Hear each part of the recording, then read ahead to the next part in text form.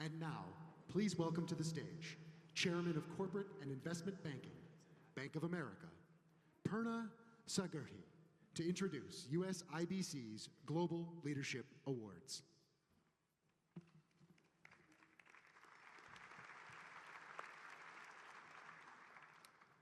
Good evening. No one represents the rise of the Indian pharmaceutical industry better than Sun Pharmaceutical Industries Limited. The $30 billion market capitalization company is the world's 5th largest specialty generic pharmaceutical company and India's leading pharmaceutical company. It provides high quality, affordable medicines trusted by customers and patients in over 150 countries across the globe. Sun Pharma's global manufacturing and R&D presence spreads across 6 continents with a multicultural workforce comprising over 50 nationalities. What is fascinating is that almost 50% of Sun Pharma's sales are in the US, a truly global company that is touching the lives of many across the globe. It took one visionary 33 years and 17 acquisitions to create this corporate juggernaut. Ladies and gentlemen, Dilip Sangvi, founder and CEO of Sun Pharmaceuticals, is a first-generation entrepreneur, a humble giant in the healthcare world who has touched millions of people in India and outside and helped them improve their lives. This year, the Honorable Prime Minister and the Government of India recognized Dilip Sangvi with the Padma Shri Award for Distinguished Service in Trade and Industry. As all of you know, this is one of the highest civilian awards of India. He has been a proud recipient of many Entrepreneur of the Year awards and many Business Leader of the Year awards, including the prestigious J.R.D. Tata Corporate Leadership Award. Honorable Prime Minister, Mr. Chairman, ladies and gentlemen, it gives me great pleasure to present to you a visionary, a trendsetter, a global citizen, a humble philanthropist, the 2016 USIBC Business Leadership Award recipient, Dilip Sangvi.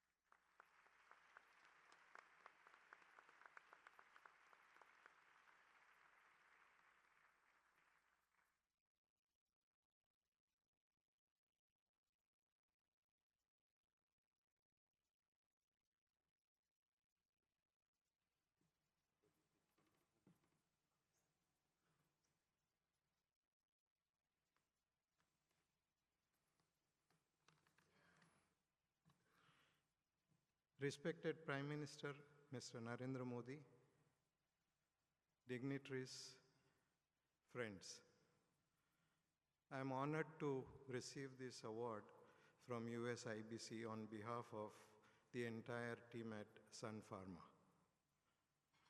To receive it from our dynamic Prime Minister is a special feeling.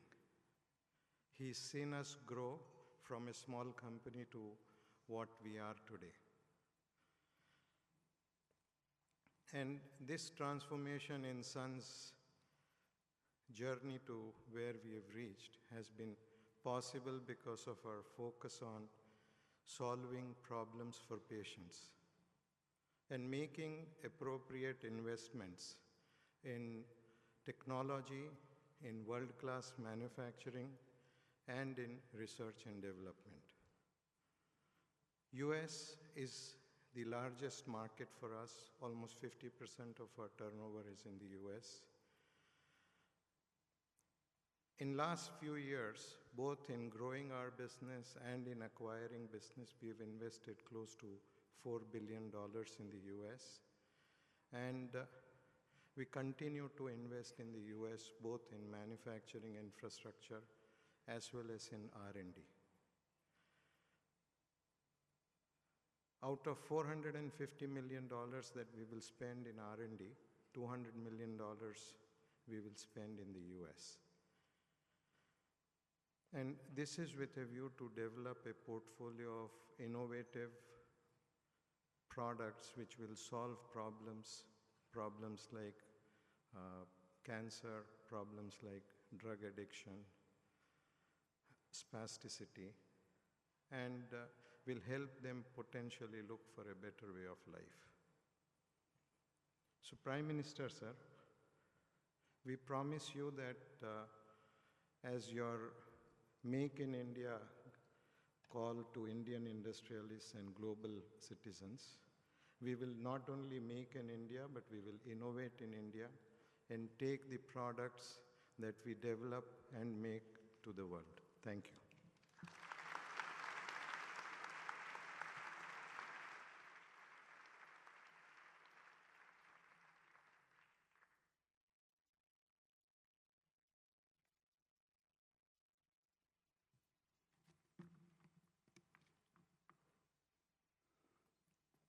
When you are compared to Galileo and Newton, when people compare your brilliance to that of the Jedi, when you are referred to as the Elvis Presley of the internet, ladies and gentlemen, it is tough not to be in awe of Jeff Bezos. He didn't invent online shopping, but his baby, Amazon.com, is the giant in the space. He has changed the way we shop and has put the fear of survival into the biggest retailers in the world. When your mission is being the most customer-centric company in the world, you have unlimited opportunities. The genius in the mission statement is that everyone in the world and everything they aspire for is Amazon's business. With $107 billion in sales, and 230,000 employees in 2015, Amazon has already reached new heights. The last time I checked, Amazon had an equity market capitalization of $343 billion. Let me help put that in perspective. The full float market capitalization of each of Indonesia, Mexico, and South Africa are around the market capitalization of Amazon. One company in the same league as all the companies put together in each of these countries. Jeff has also sprinkled his magic dust on the Kindle, on web services, space travel, and media, among others. I was impressed to read that last week, India Post released my stamp to commemorate the strong relationship between Amazon India and India Post. Using the extensive network of India Post, Amazon India services customers in over 19,000 PIN codes through 155,000 post offices in mostly rural areas across 35 states and union territories. Jeff started Amazon in 1994 and took it public in 1997 and was named the Time Magazine Man of the Year in 1999, a very short time frame. Jeff won many Business Person of the Year and Best CEO awards, and topped the list of Fortune's 50 greatest leaders of the world in 2015. Honorable Prime Minister, Mr. Chairman, ladies and gentlemen, it gives me great pleasure to present to you a thinker and a tinkerer, a doer and a deliverer, a visionary whose choices of kindness and innovation have touched and improved communities in the United States, India, and around the world. The 2016 USIBC Business Leadership Award recipient, Jeff Bezos.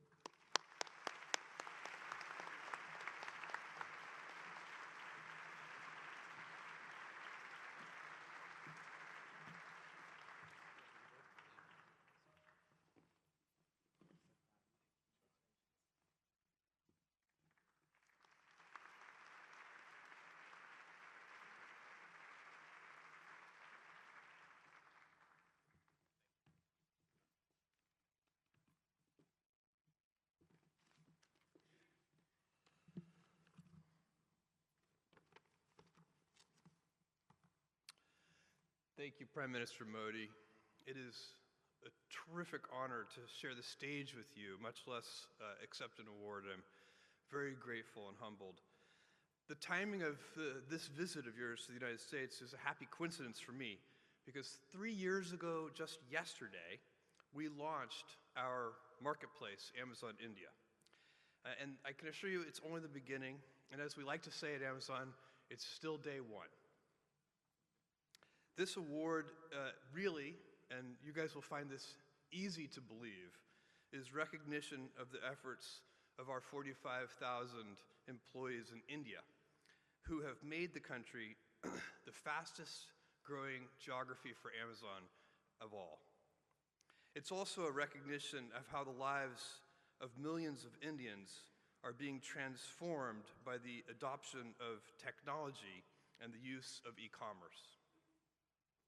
We see our business as closely integrated and contributing to the success of Prime Minister Modi's programs, Digital India, Skill India, Startup India, and Make in India, which are supporting India's growth. Today, we operate an e-commerce marketplace that sells 55 million different products from 85,000 different sellers in India, traditional Indian retailers, and many small businesses and medium businesses make up those sellers. I have a special kinship for small sellers because 20 years ago, I was one. We just had a few employees. I was driving the packages to the post office myself in my 1987 Blazer, which Consumer Reports said not to buy used under any circumstances. And I was dreaming that one day we would be able to afford a forklift. E-commerce enables Digital India by helping traders go online and sell to a large global customer base. 41-year-old Kyuri Ghoshar is a teacher of 20 years who wanted to start her own business. She started a business that she called Beyond Toys and Gifts, selling toys, books, and other merchandise on Amazon India from her house in Mumbai. In the beginning, she had little knowledge of computers. We helped her understand online selling, and today, her revenues are over $200,000 per month. Let me repeat that, $200,000 a month. That's unbelievable. We've witnessed increasing e-commerce adoption across rural India. This growth is motivating more Indians to buy and sell online, enabling infrastructure creation and helping to build valuable skills. We're leveraging e-commerce to teach new skills and contributing to the Skill India initiative. Kamahama, a 50-year-old widow who runs a small store in Bangalore selling bags, enrolled her store in Amazon's pickup and delivery network and doubled her income to $500 a month in just a few months. There are 9,000 such entrepreneurs in the country who run pickup points for Amazon India. Our investments in India have created jobs and helped ancillary industries like packaging and transportation and logistics. And our technology has helped improve supply chain infrastructure. We've so far built 21 fulfillment centers with nearly 5 million cubic feet of storage space and partnered with India Post, which has enabled us to reach all serviceable PIN codes across the whole country and contributed to India Post's growth. Soon, India will also be the home to our largest software engineering and development center outside the US, located in Hyderabad, which will provide jobs and career development for thousands of developers.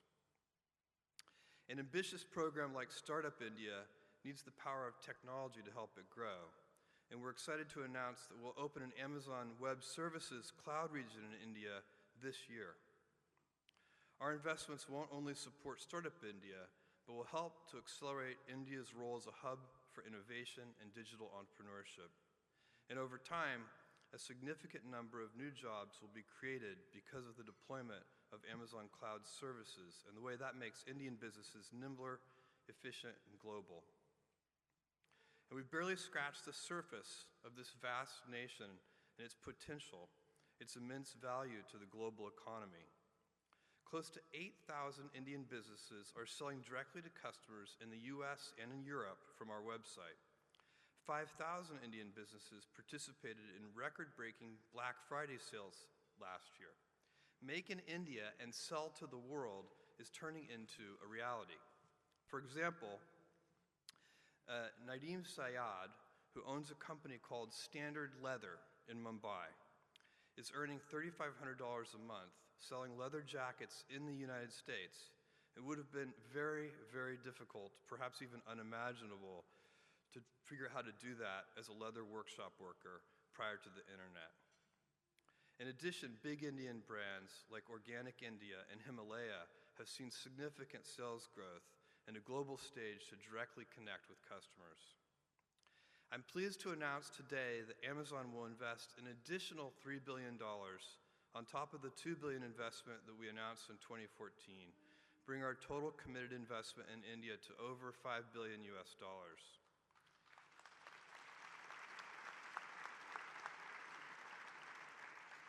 This investment's going to support our rapid growth and enhance our customer and seller experience too. Prime Minister Modi, thank you for recognizing our efforts in India. India is an amazing nation. It's a great nation. It's a great democracy. And the people of India are incredibly dynamic. When I peer into the future of India, what I see is unlimited India. Thank you.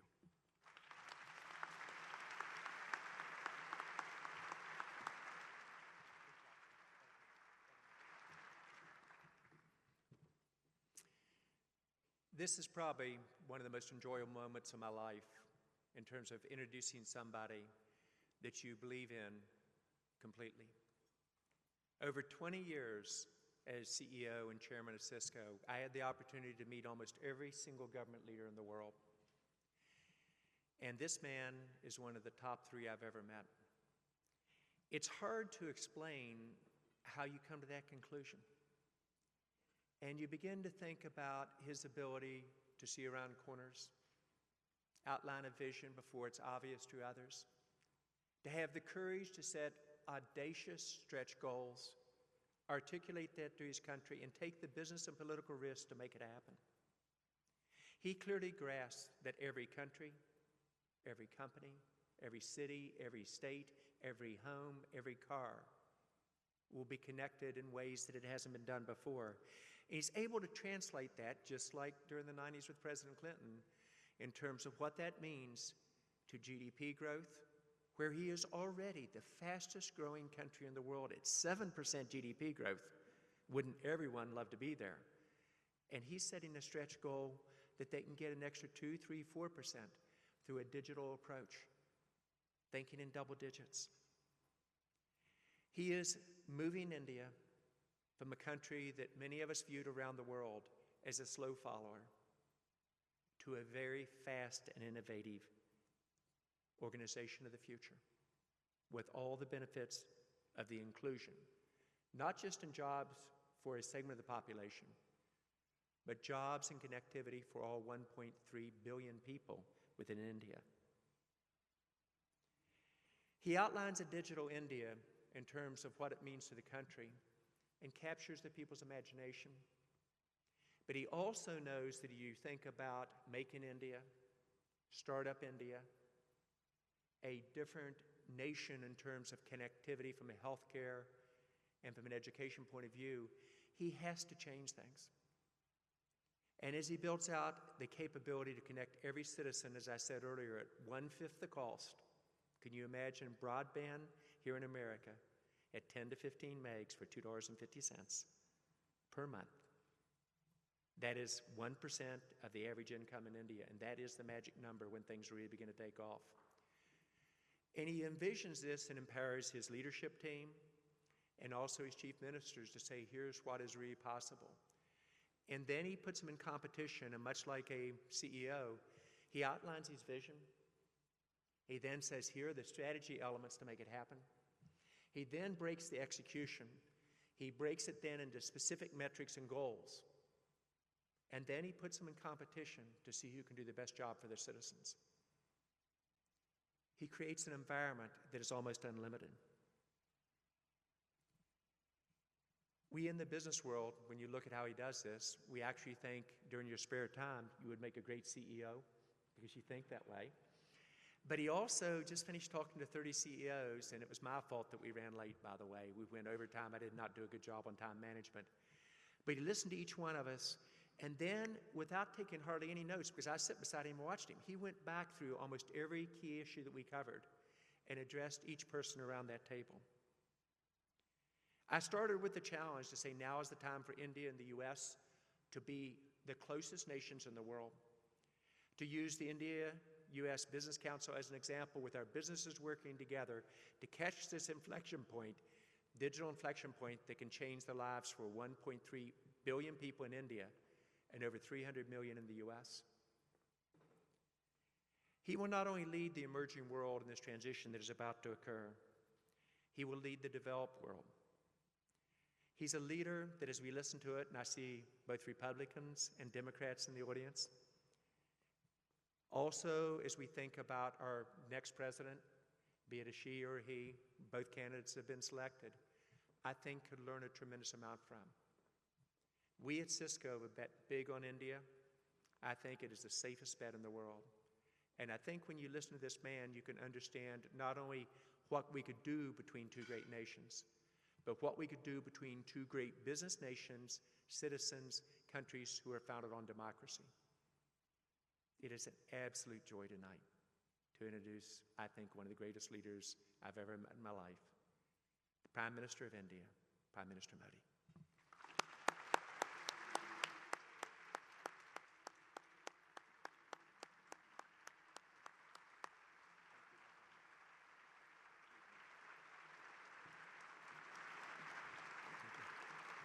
Thank you.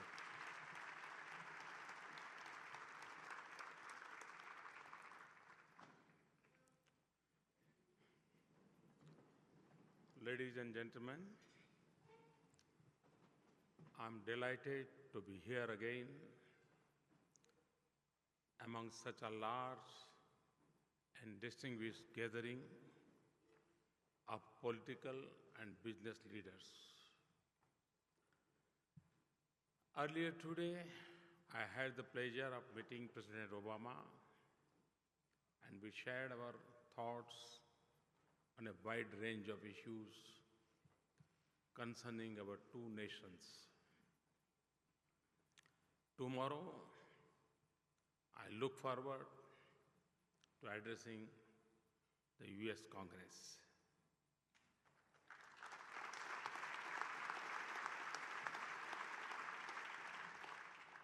India's bilateral relationship with the United States is stronger than ever, and we both agreed that the future would be even brighter. I'm speaking to you at a time when the global economy continues to be weak. Several parts of the world are still facing very difficult conditions. This is a time when the world needs new engines of growth. From the point of view of the world's oldest democracy, obviously, it would be nice if the new engines are democratic engines.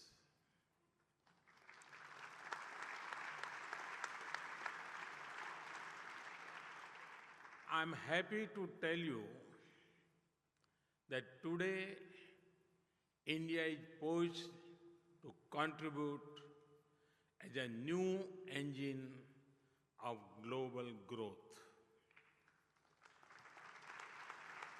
A larger Indian economy has multiple benefits for the world.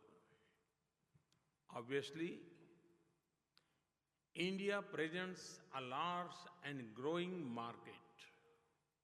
But India is much more than a market. India is a reliable partner, a source of high quality scientific, engineering, and managerial talent, a crucible of development ideas and experiments, an efficient source of high quality R&D, and a testimony that democracy and rapid growth can coexist. As India embarks on a new era of development, it needs to learn much from America's tradition of entrepreneurship and innovation. America remains at the forefront of scientific and technological innovation, from air traffic control to air quality improvement, from drugs to drones, from hybrid cars to hydrofracking.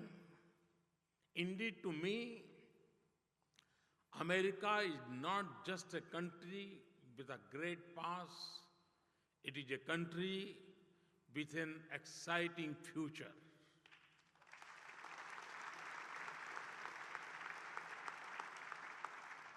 I am therefore sure that ours will be a partnership which sees both nations benefit.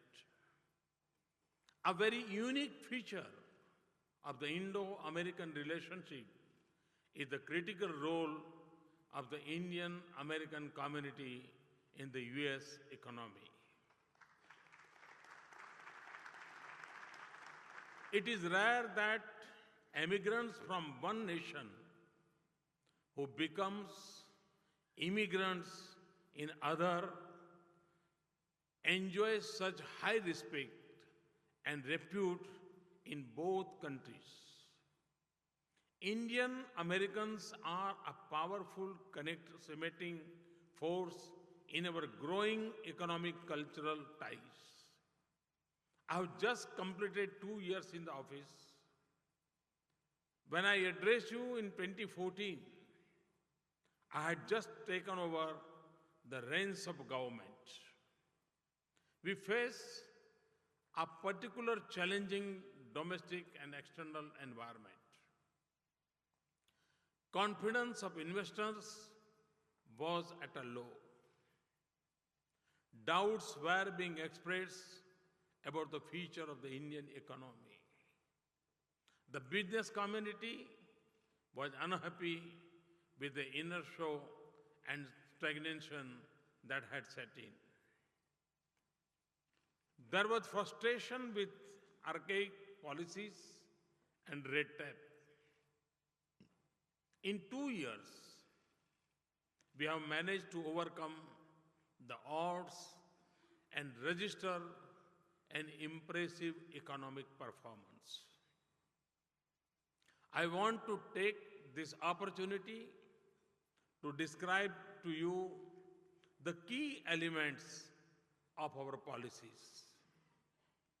I have said several times that my aim is to reform, to transform.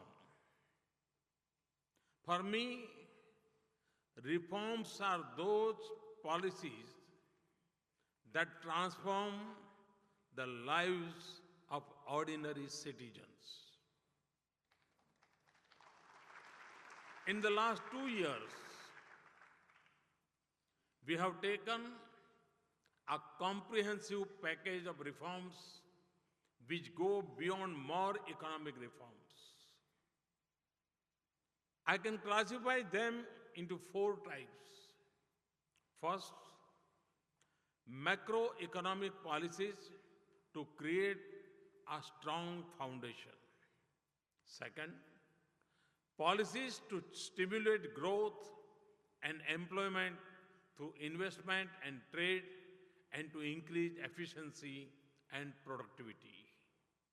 Third, policies to ensure that growth benefits to the poor and the weaker section of the society, including women and farmers.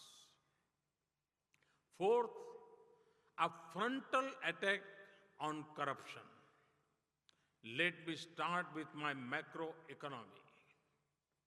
Since we took office, inflation, the fiscal deficit, and the balance of payments, current account deficit, have all fallen. GDP growth, foreign exchange reserves, stock market valuations, and investors' confidence have all increased. This success is the result of a series of well thought out policies. We have legislated a monetary framework with inflation targeting an independent monetary policy committee to curb inflation.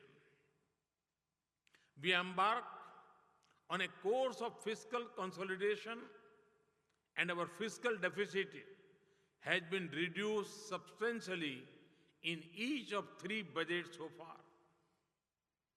Even while cutting the fiscal deficit, we have greatly increased productivity, public investment. This has been made possible in 2 years and 2 ways. Firstly, we impose carbon taxes on fossil fuels. We took the bold step of decontrolling diesel prices and thereby eliminated energy subsidies. We then replaced them with taxes. A clean environment says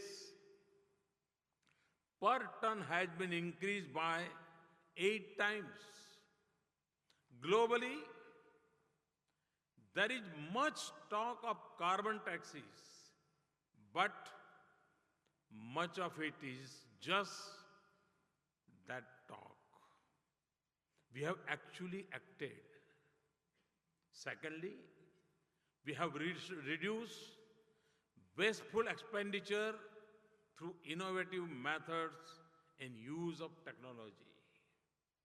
Subsidiaries are increasingly credited directly to bank accounts of the deserving with foolproof biometric identifications. Let me now turn to our policies to stimulate growth and employment. This audience is probably aware of the sweeping liberalization that we have undertaken in foreign direct investment. We have put most sectors on automatic approval and opened up sectors like defense and railways to foreign investment. The long pending insurance law reform was successfully passed. Several insurance companies, including American companies, have already enhanced their investment in the insurance sector. We have taken major steps to increase the ease of doing business and have already begun climbing steeply in the global ranking. We are encouraging foreign and domestic investors to set up high quality and efficient manufacturing facilities. We have greatly enhanced investment in roads, railways, ports, and waterways to improve logistics. We have made major process improvements in our ports to reduce the time taken for cargo to enter and exit. We admire the startup ecosystem in your country. We are making a beginning in replicating it.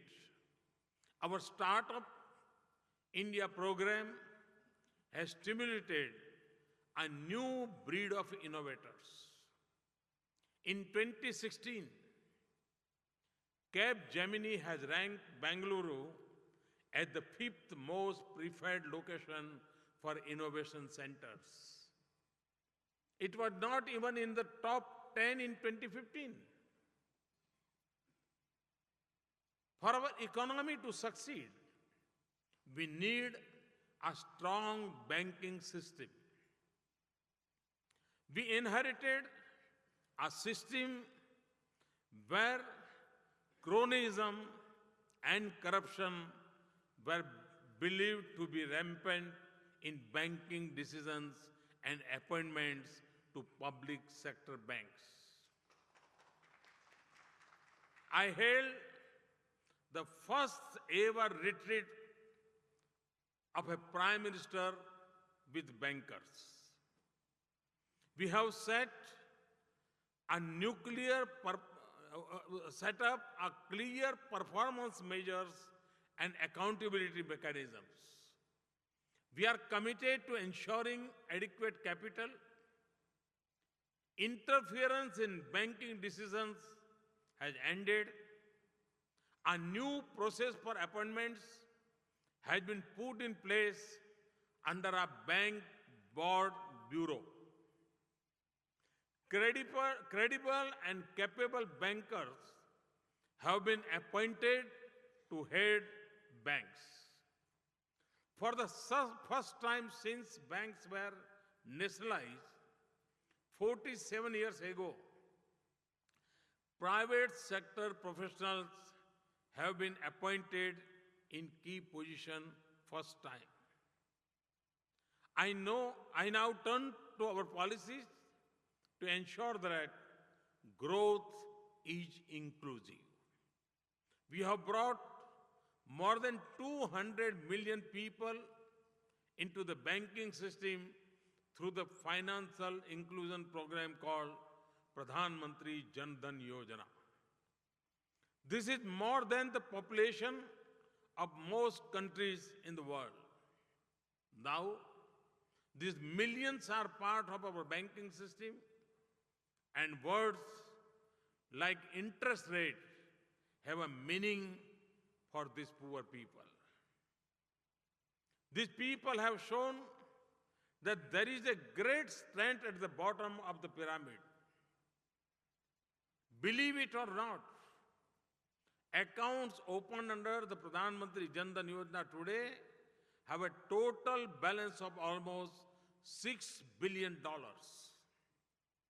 The Jan Dhan Yojana has also transformed the ability of the poor to make and to receive electronic payments.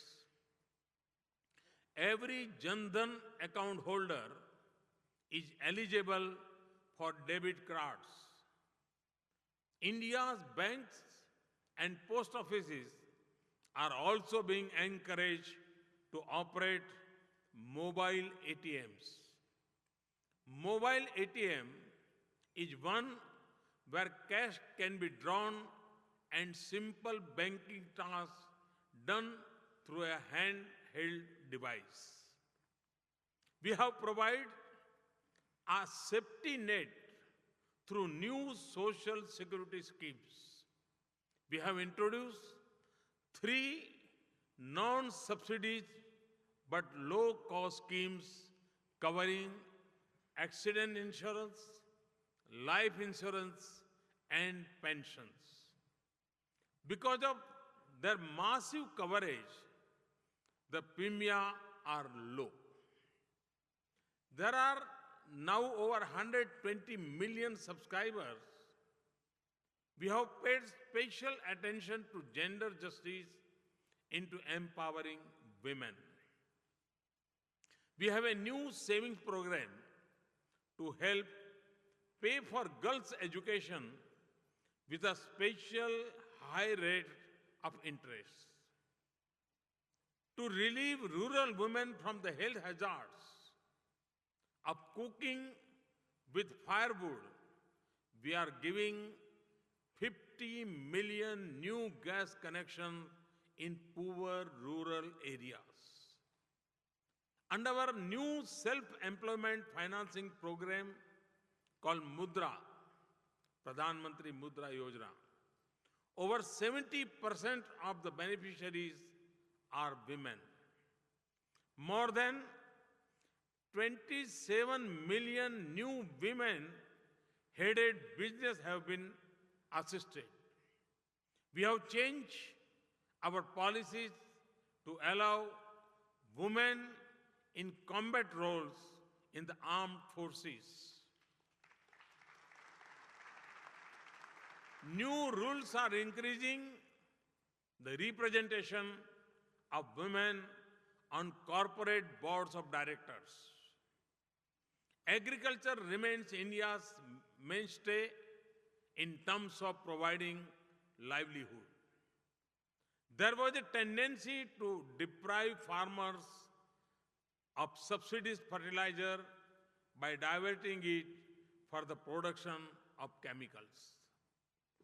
A simple but very effective solution is neem coating of fertilizer, which makes it unsuitable for diversion. We have moved towards universal neem coating of urea.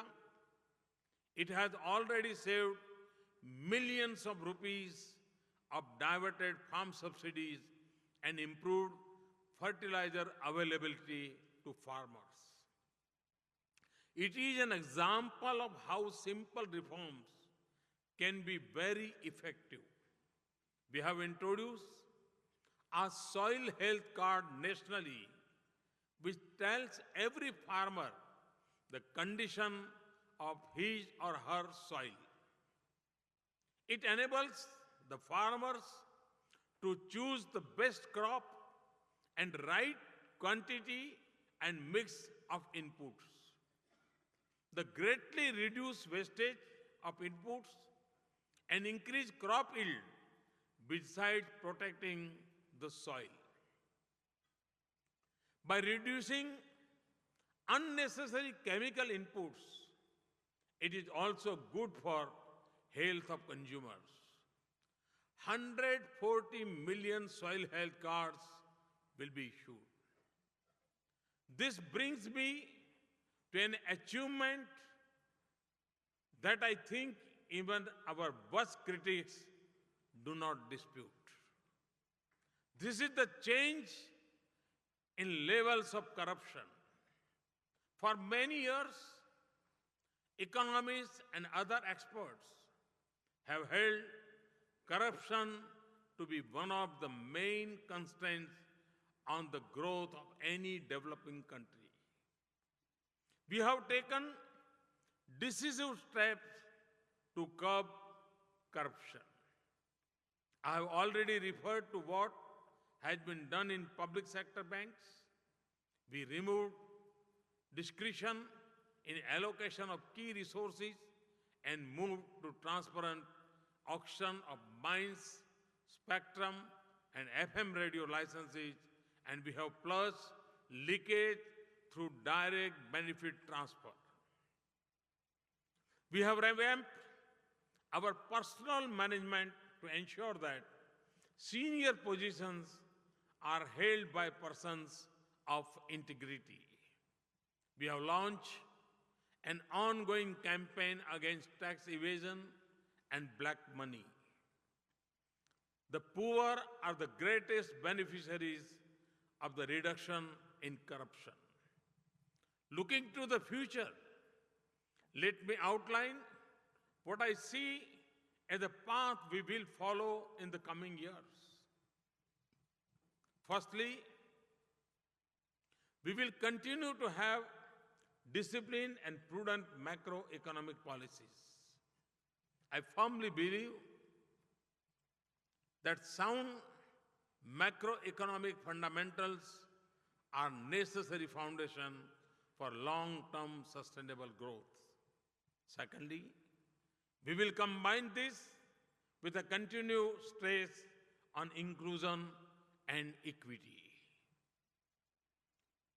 This is to ensure the fruits of development reach not to a few, not to many, but to all Indians. And this will also mean continuing our attack on corruption. Thirdly, we will continue to make progress on improving the investment climate and ease of doing business. We want to make India a destination which not only welcomes business, but where it is easy to do business.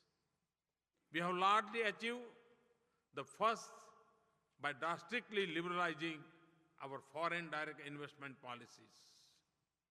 We have made a good beginning on the second and will continue to make further improvements.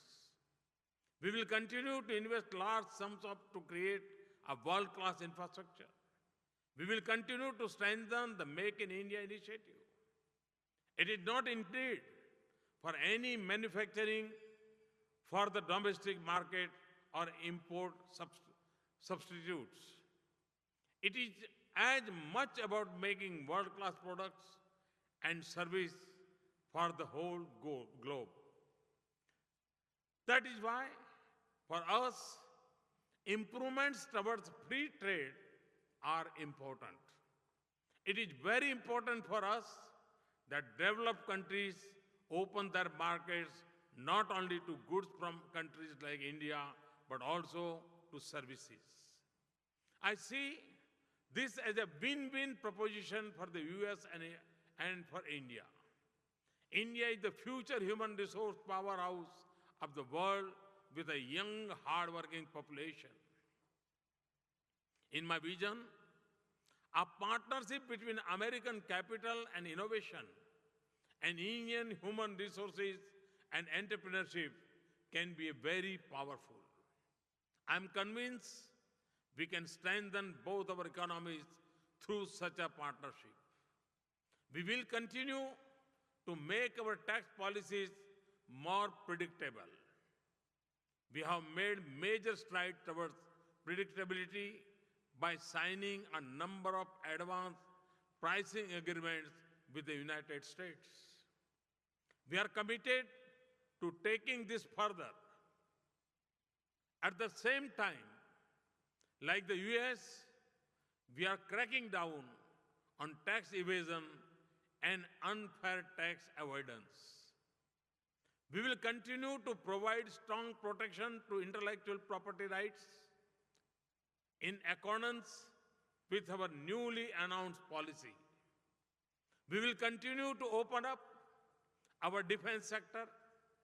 I'm aware that licensing policies can sometimes slow down the process of investing in India's defense sector. We are exploring a simpler and more efficient project licensing approach for defense. In the field of nuclear energy, we are purchasing 6 nuclear reactors from Westinghouse, which will mark a new era in our nuclear and scientific cooperation.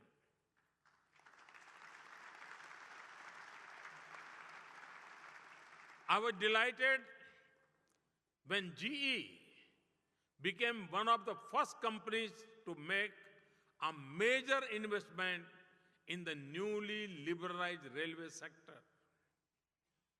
It is setting up locomotive manufacturing plants in Bihar. I expect many more such investments. The river Ganga has a special significance for India. The Namami Gange program to clean the river Ganga is on the verge of taking off.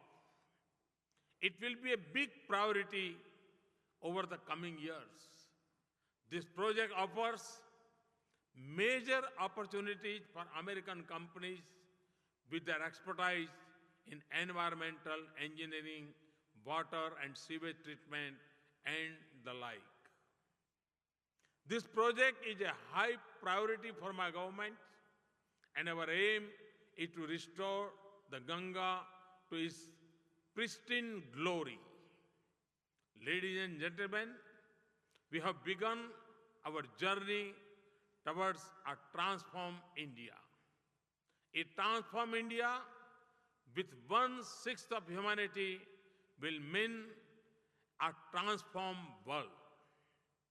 The journey will be long, but the progress we have achieved so far convince me that we will reach our destination. I invite you to join us on this journey. It is a journey which offers the exciting possibility of not only building a better balance sheet of your company, but of building a better India, building a better America, and building a better world.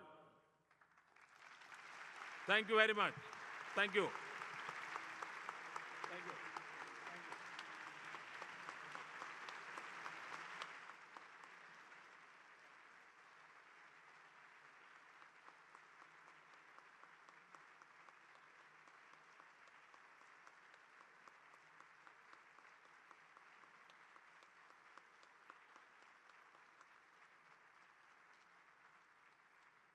Ladies and gentlemen, USIBC and its members have created a special edition coffee table book as a tribute to the Prime Minister's leadership in transforming the U.S.-India partnership and taking it to new heights.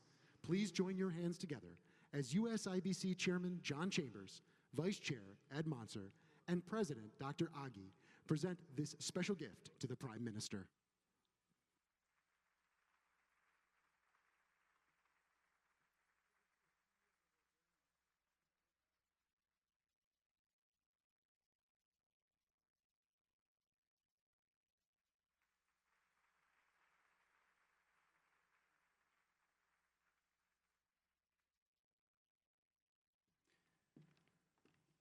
Well, Prime Minister, we all would like to thank you for another trip to the United States. We'd like to thank you for your availability, your openness, your willingness to listen.